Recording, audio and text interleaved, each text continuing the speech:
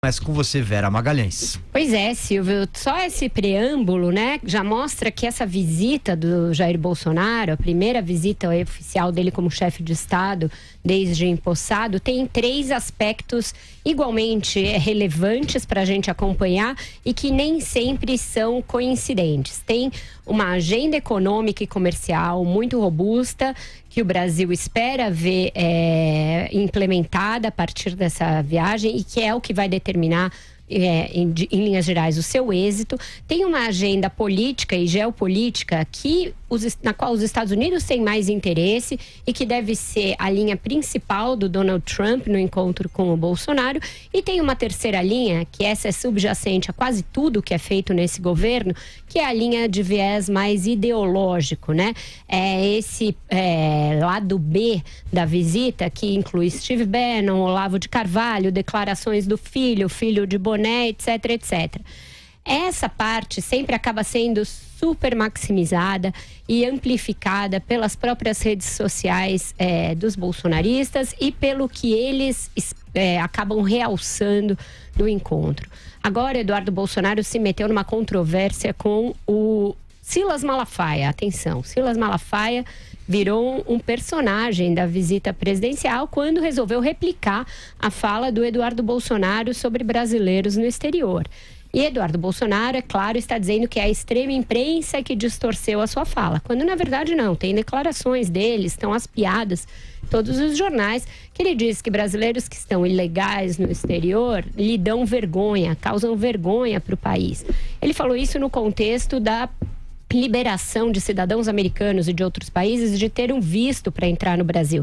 Disse que o mesmo não podia ser feito em relação aos brasileiros e expôs esta situação. Diante de uma repercussão negativa, inclusive entre aliados do presidente, saiu-se de novo com essa de dizer que foi mal interpretado e que a imprensa conduziu mal.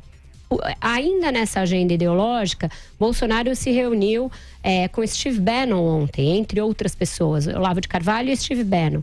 Steve Bannon é persona não grata na Casa Branca. Ele é um ex-estrategista do Donald Trump, com quem rompeu e a quem o Trump vê como um traidor.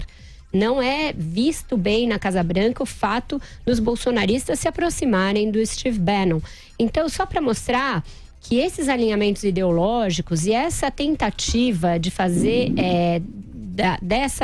desse aspecto da agenda algo importante da viagem, depõe contra os objetivos da própria comitiva, que devia se concentrar nas agendas econômica e política, da macropolítica, que já são bastante complexas e bastante intrincadas.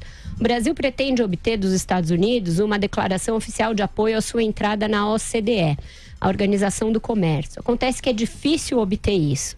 Sem isso, uma das prioridades brasileiras vai ficar lograda, vai ficar mal sucedida. Da mesma maneira, acordos que o Brasil esperava obter para carne, para o etanol, são dúvida. Não se sabe se vai sair de lá com esses acordos assinados. O que os Estados Unidos estão dispostos a dar ao Brasil? Essa cooperação tecnológica na base de Alcântara, que interessa, a meu ver, tanto a um país quanto a outro, não é um grande ganho para o Brasil. E a decisão de que o Brasil será incluído como um aliado na OTAN, um aliado ali extra, como a Argentina já é, como outros países já são. Também não é um grande ganho. E o que os Estados Unidos esperam obter do Brasil? Esperam obter um apoio incondicional à sua estratégia para resolver a questão na Venezuela. Não numa intervenção militar, porque por enquanto não se fala textualmente disso nos Estados Unidos, mas na estratégia de pressionar cada vez mais o governo Maduro. O Brasil deverá ceder nisso e deverá fechar com Trump nesse aspecto. Então, por todos esses aspectos, a visita talvez tenha um saldo mais positivo para os Estados Unidos do que para o Brasil, naqueles objetivos estabelecidos pelos dois países. Vamos acompanhar, o encontro é amanhã, mas por hora o ruído ideológico é o que se sobrepõe na agenda. E aí, Andreas, as suas primeiras considerações?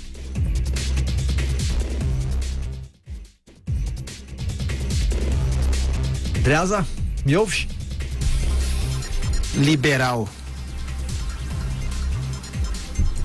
Tá me ouvindo? Agora sim, Andreasa, continua, vamos lá. Queria falar sobre a ideia de revolução liberal do Paulo Guedes. Porque isso não existe. Bom, eu sou alguém que tenho a ideia de revolução na pior conta possível. Revolucionário dentro do aparato de Estado, dentro do governo, significa minar as condições de governabilidade. Quando eu vejo especificamente a palavra de revolução, e esse conceito bizarro, revolução liberal, na boca de um ministro de Estado, cuja agenda é reformista, é para ter calafrio. Eu tenho um grande respeito, grande apreço e tenho amizade pelo Paulo Guedes, mas ele está com a visão distorcida desse processo. Eu sei que ele considera, e ele esteve certo, o Jair Bolsonaro uma máquina de votos e alguém muito popular. E entendeu que poderia avançar alguma agenda liberal se associando a este fenômeno durante a campanha eleitoral, chegando ao governo. Que o governo tenha desenvolvido como sua linha principal ao longo da campanha eleitoral um discurso revolucionário, tudo bem. Uma vez eleito, este núcleo revolucionário, o núcleo populista, nacional populista, o núcleo dos filhos, o núcleo ideológico, que esse grupo tenha tanta influência e seja cortejado pelo ministro da Economia é, a meu ver, um sinal de incompreensão, inclusive das limitações que isso significa. É como se a gente estivesse vivendo, a partir desse núcleo revolucionário, ideológico, uma revolução reacionária, não liberal. Nisso eu acredito, em revolução reacionária. Pensando na história da humanidade, há vários exemplos de quando os liberais acharam que poderiam crescer e ter visibilidade surfando a onda, se associando à onda eleitoral populista dos reacionários ou dos conservadores. A história é sempre a mesma. Ganham, chegam ao poder, os conflitos começam a aparecer, os conflitos são evidentes entre o núcleo liberal, o mais recente, menos fundado no bolsonarismo, e esse núcleo nacional populista.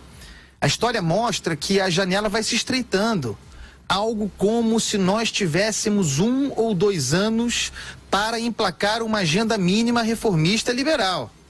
Porque depois a casa tende a cair. A história mostra isso. Qual é a armadilha para os liberais? Os liberais se enganam nessa história, né? Sempre se enganaram, são trouxas históricos ao se associar a esse tipo de reacionarismo.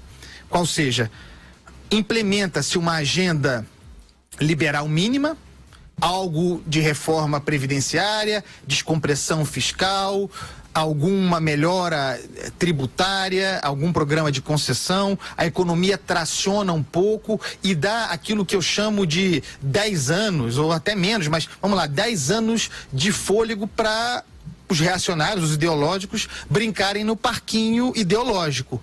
E aí, uma vez conquistado esse fôlego, pé na bunda do liberal. É o que acontece. Então, a ideia de que exista uma aliança, Paulo Guedes falou isso, é um erro de análise política, de centro-direita, que na verdade são os reacionários, não tem nada de centro, e liberais em prol. Não existe isso, nunca existiu, não tem como dar certo em longo prazo.